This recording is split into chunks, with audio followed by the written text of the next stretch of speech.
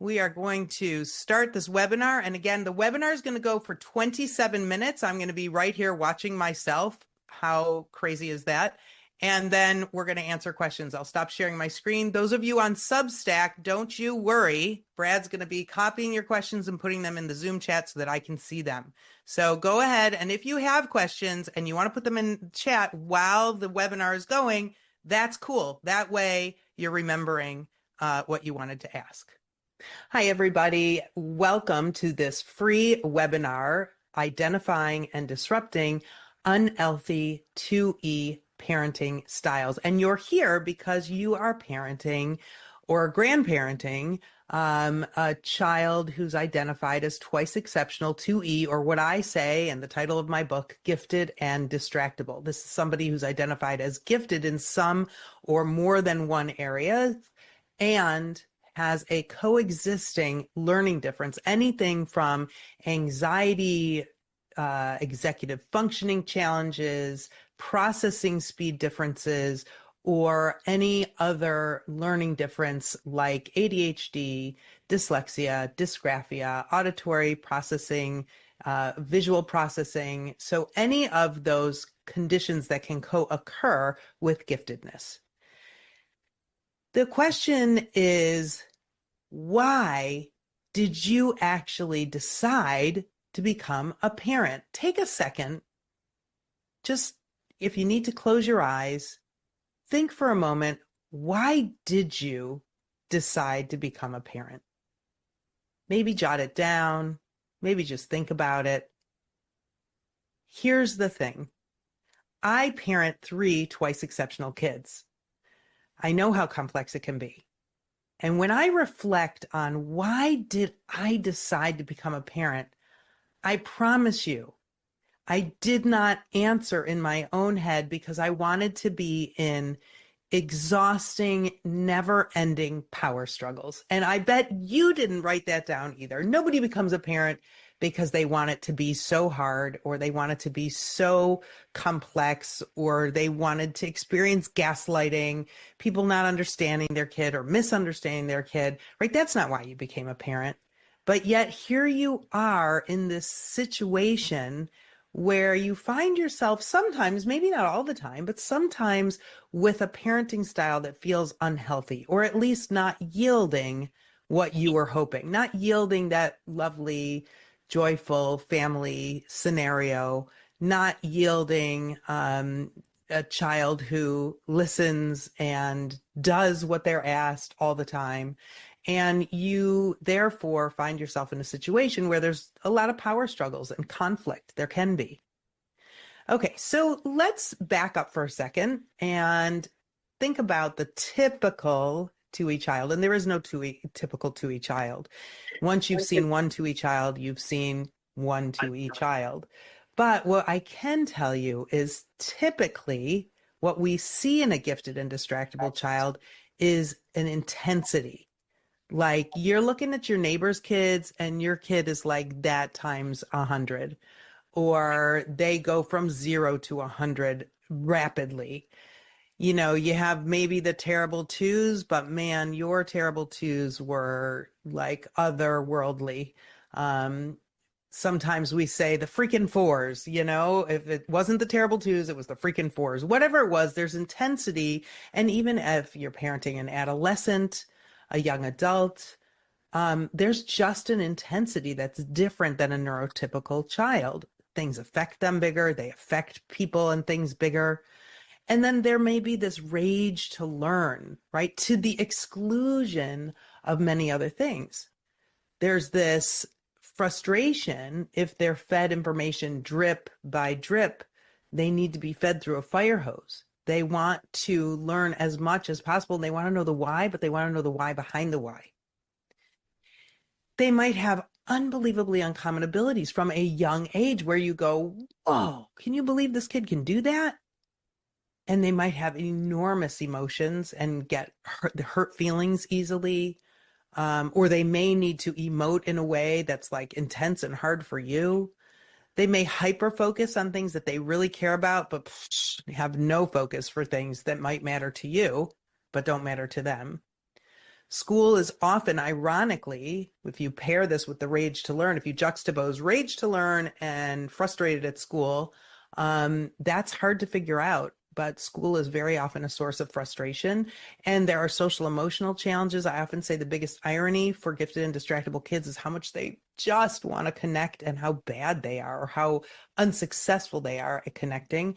And then we see acting out, those behaviors that are really unwanted, or acting in, which is just as challenging, maybe even more so than acting out, because sometimes we don't know that that's happening and it can cause a lot of damage for our gifted and distractible kiddos. We tend to say easy things are hard for gifted and distractible kids and hard things are easy.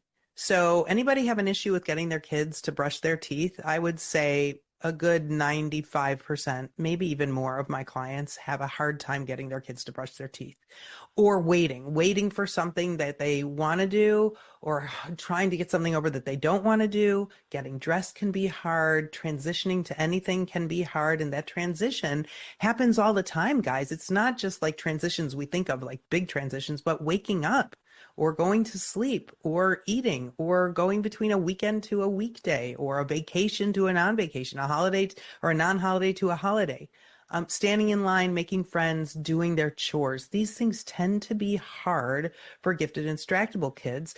And we compare it to like their critical thinking abilities, maybe their musical skills, their deep empathy and capacity for feelings. Maybe they are gifted in languages or math. Definitely, there's this existential thinking that occurs for our gifted and distractible kids that is well beyond their chronological age. Or reading and writing might be a skill that they are incredible at beyond their years.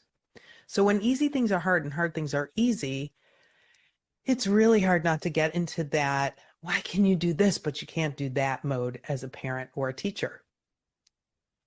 So what I know is beautiful parents of 2E kids will try anything to avoid a crash. So we might try bribing, threatening, cajoling, punishing, consequences, taking over and just doing the thing for our kid, right? Anybody, does this sound familiar to you? And let me ask you, do these strategies work?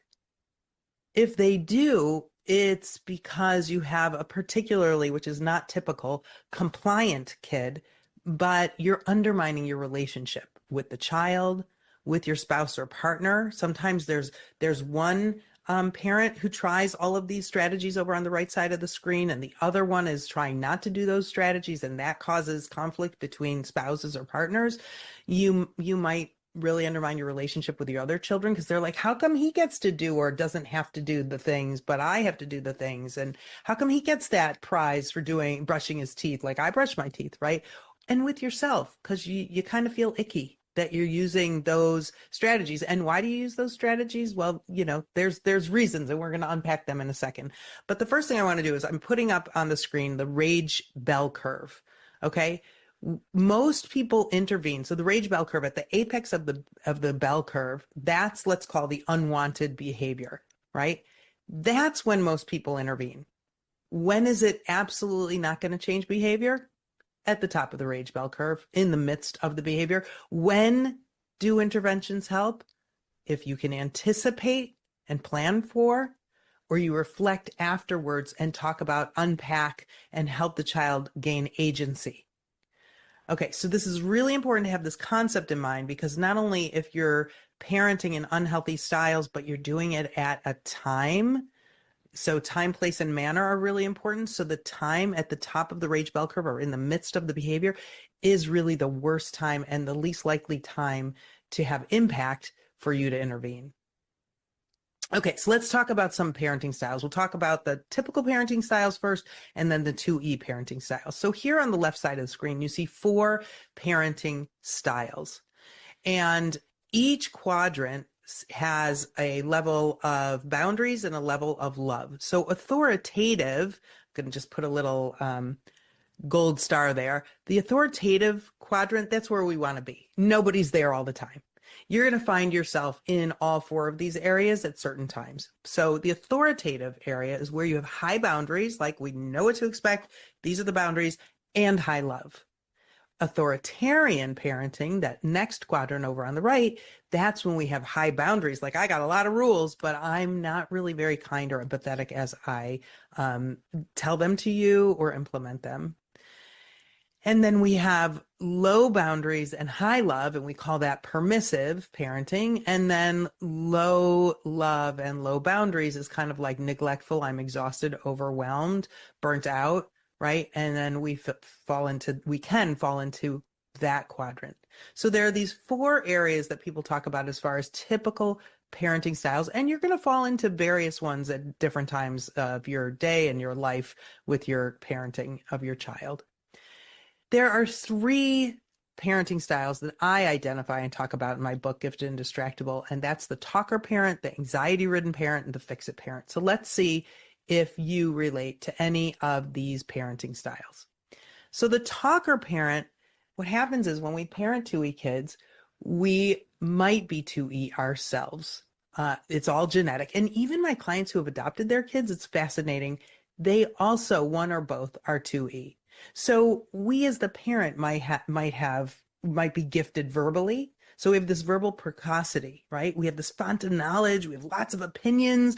We want to teach our kids. Part of having our kids is to create these humans who are wonderful world citizens, right? And so when they're doing things that we don't understand or are difficult, we're going to do a lot of talking because we figure, this is how I learned. This is my strength. I'm going to just talk a lot. I'm going to be a talker parent. And if I keep talking, they're going to finally hear what I'm saying. It's going to all sink in. Well, the issue is the 2E child also is verbally precocious and maybe trying to talk over you. So now we've got lots of words and nobody's actually hearing.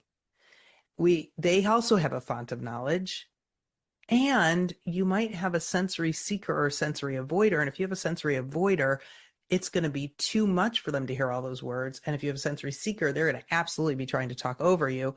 You might have a deep processor. So I don't say so slow processing speed. I say deep processing speed. And if they are a deep processor, too many words, you've lost them. They need some time to process what you're saying. They need a break. They need it chunked. The information you're trying to give them. And if there's a working memory issue, they also need to have chunked information that they can act on before they lose it in their memory, in their working memory. So sometimes parents are accusing their kids of not listening when in fact they probably just stopped hearing because they listened already and they know what's coming. So the reason why there's a pause button there on the left side of the screen is because if you open your hands right now and put them out as though I'm about to hand you a gift, I am handing you my invisible pause button. Pause. Hit pause. No matter what style of parenting you have, very few things have to happen immediately. Press that pause button. If you've said it once, they heard it. I promise you. You don't have to say it again. Now, how about the anxiety-ridden parent?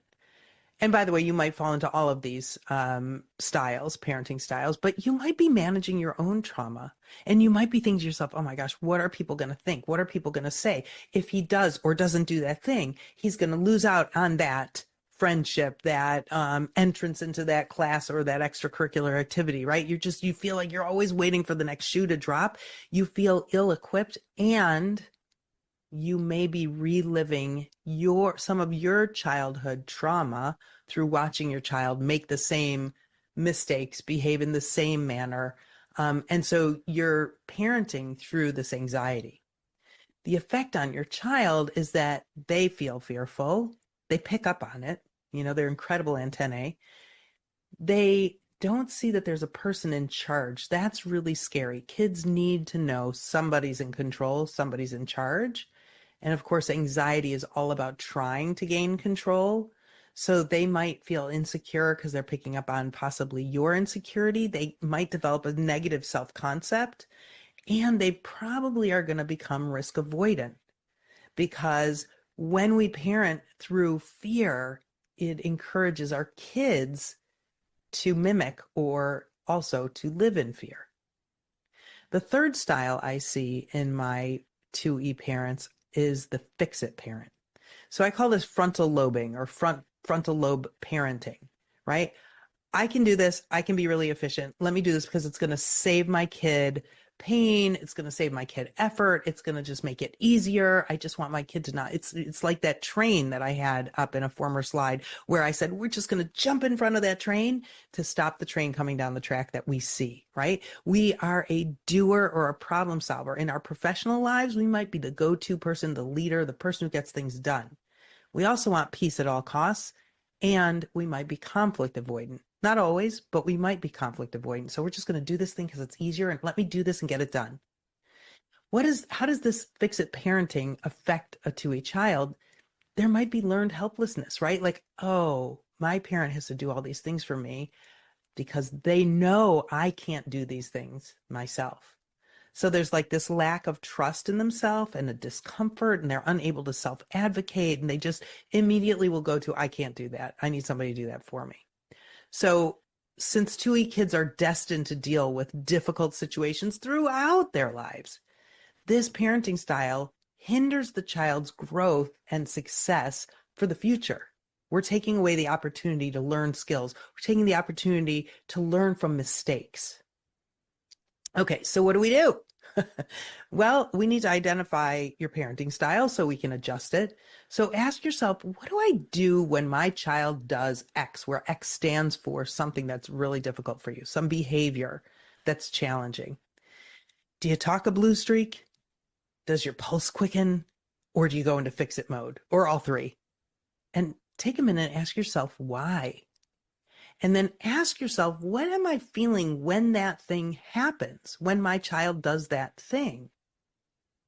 Now, if you happen to be a gifted and distractible parent yourself, a gifted and distractible human, a 2E adult, you may have been taught that your emotionality is too intense and you need to tamp it down. So you may not actually be so good at identifying your emotions. Very often what I'll ask my clients to do is to spend 1 week, 5 days or 7 days, where they log their feelings 1, 2, or 3 times a day. So breakfast, lunch, dinner, when they wake up, when they go to sleep, doesn't matter. It could be, I'm feeling exuberant, I'm feeling tired, I'm feeling excited, I'm feeling nervous. Just to start writing down even one word, how you feel, just so that you do this exercise and you start to help your brain identify how you're feeling, because you need to know what the basis of your style is. Okay, what happens if your parenting style is different than your partner's parenting style? And this happens a lot, where one person is parenting in one way, usually somebody's more strict, and then there's the other person parenting in another way, and the strict parent feels like they're too permissive. So the strict parent gets more strict, and the permissive parent gets more permissive.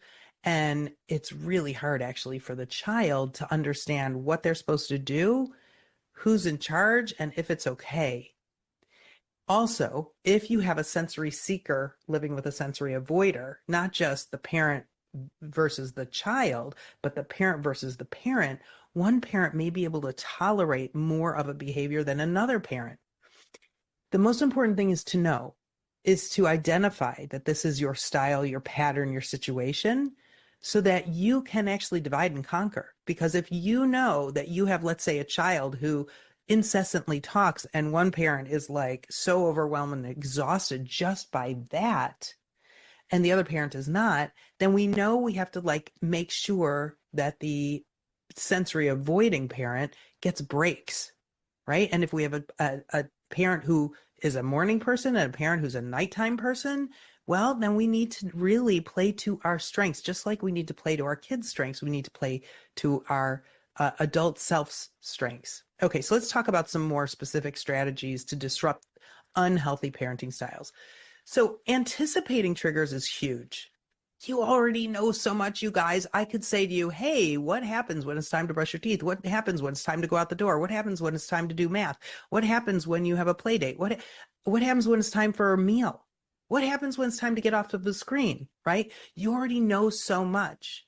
So now we need to think about what is my child's sensory profile? Are they sensory seeking? Are they sensory avoiding? What's my child's social emotional intensity? And do they need to move? Do they need to have a creative outlet?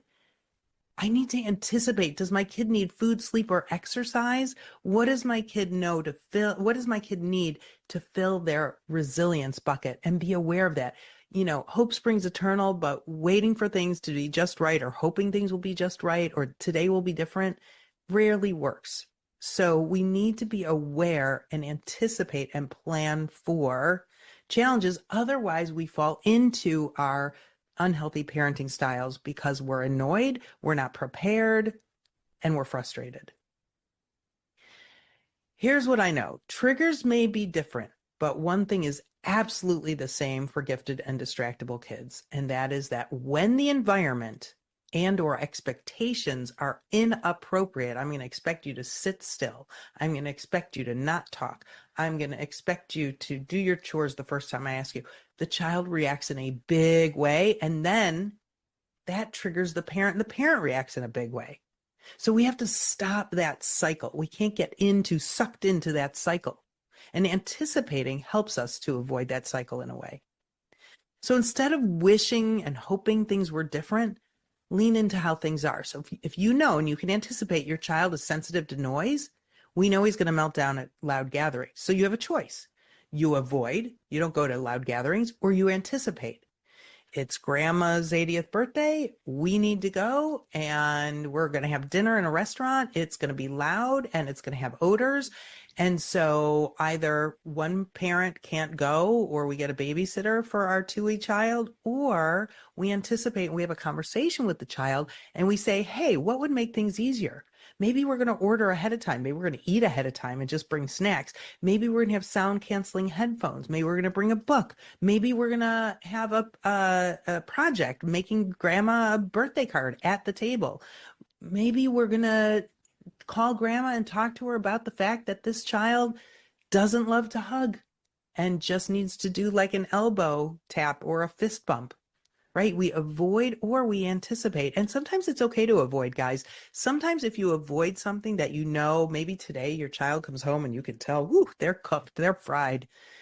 And so we're going to actually give them a pass on the thing we know is going to be hard, but we wish and hope wouldn't be. We're going to give them a pass. Guess what happens? That child feels understood, right? I'm called with understanding comes calm. That child feels understood. And the next time you have a hard thing that you ask your child to do, they may be able to do it just because they know you honored them and their authenticity before. Problems occur, guys, when a parent thinks to themselves that their child should be able to handle a trigger. They should be able to do this. They should be able to do this thing. Or a parent thinks, I should be able to control this kid. My parents never would have let me talk to them this way or do this or get out of this. I should be able to do this. Well, guess what? Stop shoulding on yourself and on your kids. Should is such a dirty word. It's not fair. It doesn't take into a context, and context and timing for our kids are very different. And they may be different from minute to minute, day to day.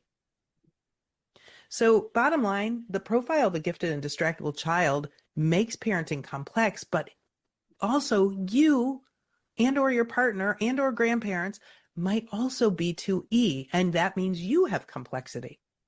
So anticipating is really the greatest strategy for you and self-care. So to avoid an unsuccessful parenting approach, you must also be in tune with what triggers you. So think of yourself as a role model. How would you want your child to respond when they're triggered, when they're challenged? Because sometimes we just go round and round, right? Like we're really disappointed in how our kid is behaving for a trigger for them, which triggers us. So then we behave poorly, which triggers them, right? It's this whole cycle. So pause, that pause button, remember, that was my gift to you. And think to yourself, okay, breathe, do whatever you need to do to get yourself regulated, and ask yourself, okay, how do I want a role model for my kiddo? How do I want to peer for them? How do I want them to handle challenging situations and moments? And then I love this concept of asking your child, do you need to be helped, heard, or hugged. And it might be different at different times. This is a child-centered approach. It's a strength-based approach. And it's really important to let your child lead. It's really important to listen. I know it feels like, oh my gosh, I just want my kid to do what I said and just what I asked. And the truth of the matter, that's just not how gifted and distractible kids are hardwired. So the more work you do on the front end, the more you give them the ability to tell you what they need, the more you, after that rage bell curve on the other end, instead of anticipating, because if you forgot to anticipate, and I promise you that will happen, on the other side, you unpack what happened and you try really hard not to be shamey or blamey or judgy. And I know that this is hard. But the good news is, I am going to be launching, and I only launch 3 times a year, my Gifted and Distractible course. So in a minute, I'm going to stop this webinar and answer questions for you. But I also want you to know that this link here is where you can find out more about an 8-week course that I have that goes through and even deeper into parenting styles and all the things. It's a deep understanding of the Gifted and Distractible profile, followed by strategies. My book has 200 pages of strategies. We unpack so many of them in this course. And then advocacy. How do I advocate for my twice exceptional child? So please check it out. Learn more about the course at that link. And I just wanted to give you my QR code for all my free resources and all the things happening at With Understanding Comes Calm and where to order the book.